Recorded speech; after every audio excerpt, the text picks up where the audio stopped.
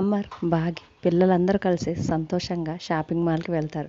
Shopping మాల్కి వెళ్ళిన తర్వాత బాగి ఒక చూడీదార్ డ్రెస్ ట్రై చేద్దామని డ్రెస్సింగ్ రూమ్లోకి వెళ్ళి ఆ డ్రెస్ని ట్రై చేసి వచ్చి అమర్ ముందు నిలబడి, సార్ ఈ డ్రెస్ నాకు ఎలా ఉంది అని అమర్ ముందు అడిగేసరికి అప్పుడు అమర్ ఒక్కసారిగా బాగి వైపు ప్రేమగా పైనుంచి కిందికి చూస్తూ ఉండి తను చాలా బాగుంది అని అమర్ చెప్పే లోపల ఒక్కసారిగా పక్కన నుంచి ఒక వ్యక్తి, సూపర్ బాగి, చాలా అందంగా ఉన్నావని బాగితో అంటూ ఉంటాడు. ఎవరా వ్యక్తి అని అమర్, బాగి ఇద్దరు కలిసి పక్కన చూసే లోపల ఆ వ్యక్తి ఈ డ్రెస్లో చాలా అందంగా ఉన్నావని బాగితో అంటూ ఉంటుంటే వెంటనే Amar, hey man, who are you అని ఆ వ్యక్తిని అడుగుతూ ఉంటే, అయ్యో సార్, నా పేరు శరత్ అని ఆ వ్యక్తి తనను తాను అమర్కి ఇంట్రడ్యూస్ చేసుకుంటాడు. తర్వాత ఈమె నా భార్య బాగి, ఇంత అందమైన మిస్సెస్కి నేనే హస్బెండ్ని అని బాగి భర్తనని ఆ వ్యక్తి అమర్ ముందు చెప్పేసరికి ఒక్కసారిగా బాగి షాక్లో ఉండిపోతుంది. తర్వాత అమర్,